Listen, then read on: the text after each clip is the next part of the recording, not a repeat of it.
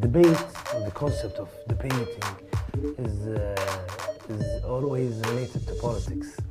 So I wanted to talk to you a little bit about politics, if you don't mind,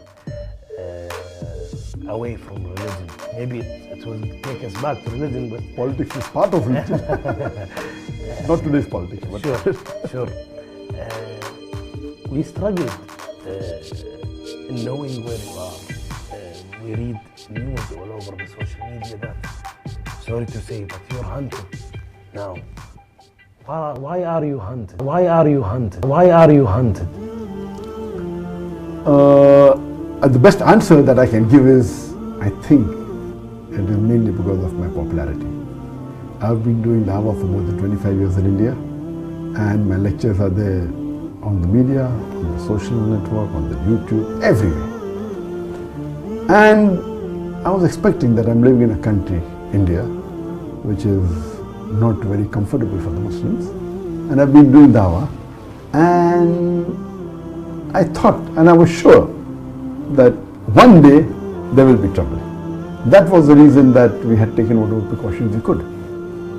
And recently, 3 years back, there's a new government that came to power, and we know we have a new Prime Minister, that Narendra Modi. And we knew that about 15 years back, when he was the Chief Minister of Gujarat, one of the states in India, there are many NGOs, many organizations have given several reports that he was responsible for killing of more than 2,000 Muslims, making a state organized, killing of Muslims at large scale. So much so that there were cases filed against him in different parts of the world. He was not given entry to USA, to UK, and he was not allowed to enter many countries of the world for several decades. About 3 years back, when there was election, he won the election and became the Prime Minister. Now, when he became the Prime Minister, all these sanctions were removed. This is democracy. Irrespective of who you are, if you are elected, to build relationship, they can put anything down. And he traveled to many countries, including Muslim countries, to build relationship in the first couple of years of his tenure. And it is known that the party that he belongs to is against the Muslims. And we're expecting this to happen. And he was waiting to get some excuse to stop my activities. Last Ramadan, on the 27th of Ramadan last year, yes, that the 1st of July, there was a terrorist attack that took place in Dhaka. Sorry. And 6 terrorists, they killed about 20 foreigners in the neighboring country. And one terrorist happened to be my fan on the Facebook. So there was a small article that came in the Bangladeshi newspaper that one of the terrorists is a fan of Dr. Zakir Naik. And such How many fans do you have on Facebook? On the Facebook, alhamdulillah, now there are about 16.6 million fans. Okay. Out of which so he is one out of 16.6 million, 4.5 million are from Bangladesh. Okay. So he's one of the 16.6 million who liked me. And this news had come several times before. Most of the Muslims in the world, because of the popularity of Peace TV, which has a viewership of 200 million, when you catch a Muslim, there are high chances you know me. So even the terrorist attack that took place, whether in Glasgow or New York or Australia, when they catch a Muslim, they've seen my videos. But never has that been made into an issue. If you ask any Muslim, he has to be a fan of Muhammad Sallallahu Alaihi Wasallam. So will you blame the wrong action that he has done to Muhammad Sallallahu Alaihi Wasallam? No. So here we find that the Indian media blew it out of proportion. Next day, the news article came on the 3rd of July. 4th of July, almost all the newspapers, headlines, almost all the news channels, it was headlines that Dr. Zakir Naik inspired terrorists. And it was as though everything was planned. And day and night, I became viral not only in the world, #1 trending, on the Twitter, on the Facebook. And then, alhamdulillah, many Muslim organizations in different parts of India, they protested. In Bangalore, in Hyderabad, in Kerala, in Kashmir, in large numbers. And one thing good, mashallah, that the Muslims who even differed with me, the difference of opinion in views, even they stood up, saying we disagree that Dr. Zakir is not a terrorist.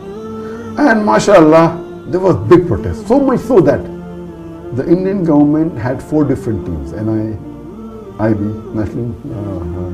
National Investigation Agency, they had the Intelligence Bureau, that the Maharashtra police, that the Bombay police, CID, all of them, and NI alone had 9 teams, each team hanging so few hundred.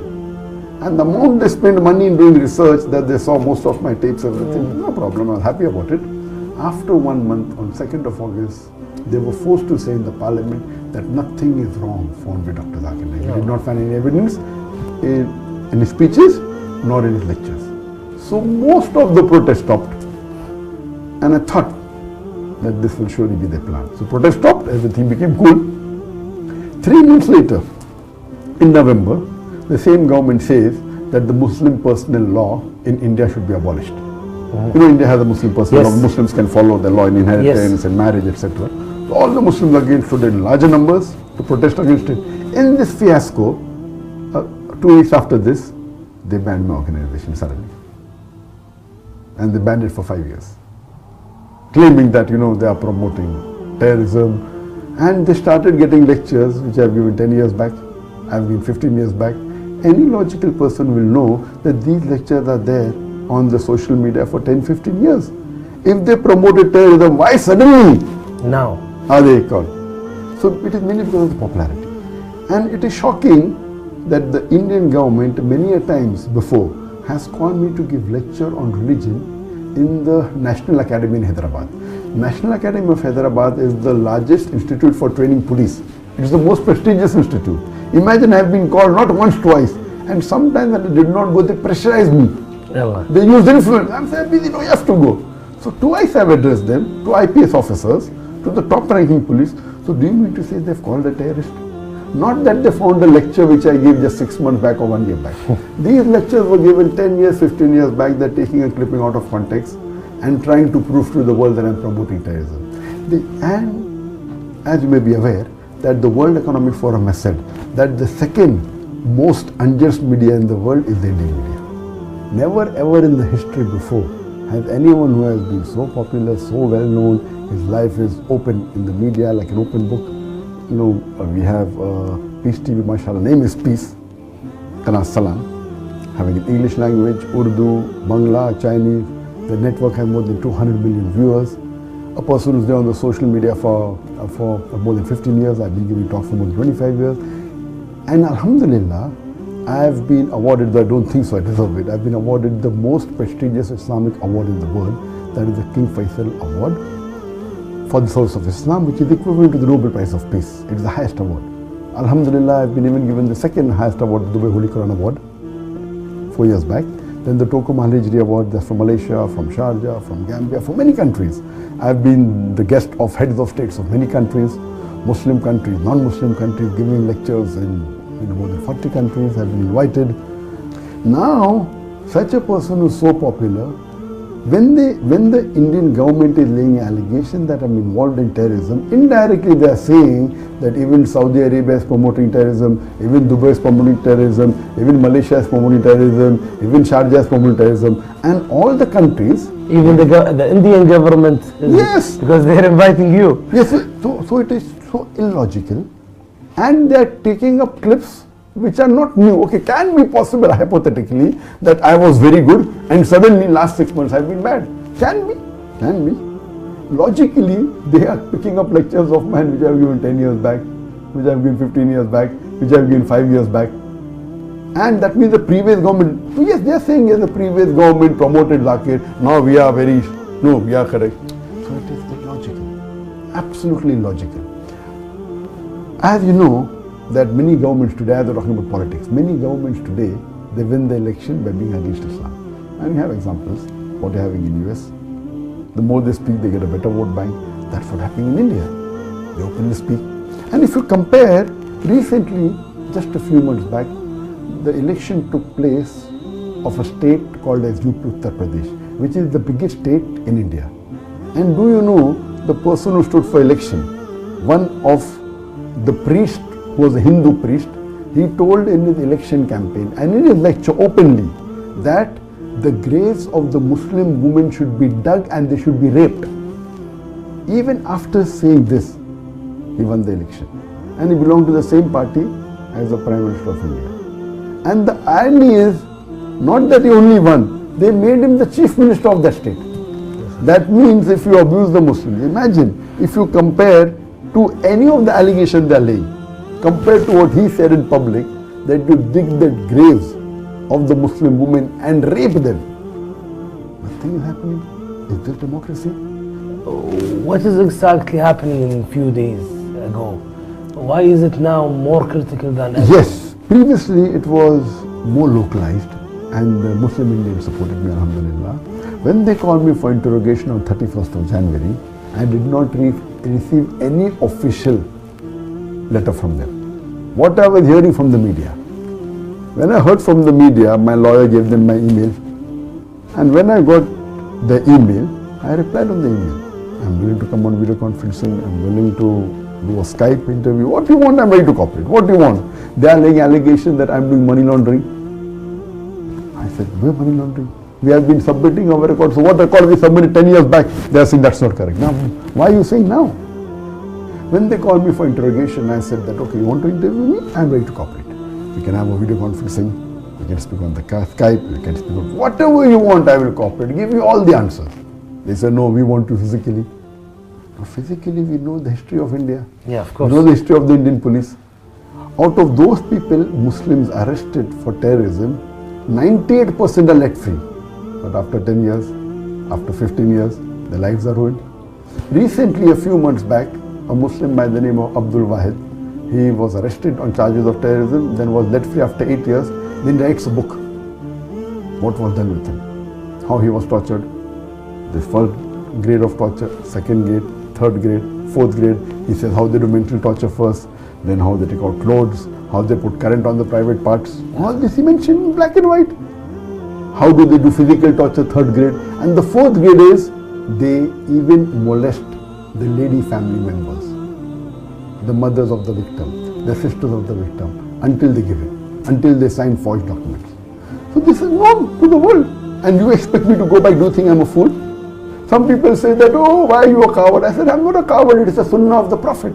It is a sunnah of Muhammad sallallahu alaihi wasallam, he did hijrat. When it's difficult to practice your deen and propagate your deen there, India, by law, we are allowed to preach and propagate our religion. I did not break a single law of the Indian law, not a single. It's allowed by law for me to preach and propagate and practice my faith.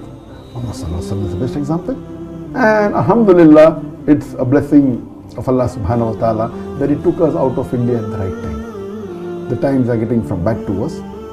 And I was aware that, mashallah, you see on the videos, there are non-Muslims, there are Hindus who respect me. The majority of the Hindus, they are good. They love the Muslims. It is these politicians who actually instigate them to do action against the Muslims. Now in India, Muslims are being lynched because on allegation that they're eating beef, they're hanged in public. He didn't have beef, he had meat. And then the police is saying, we'll do investigation whether it was beef or meat. Nonsense. You're hanging a person in public. So now the times in India is very bad.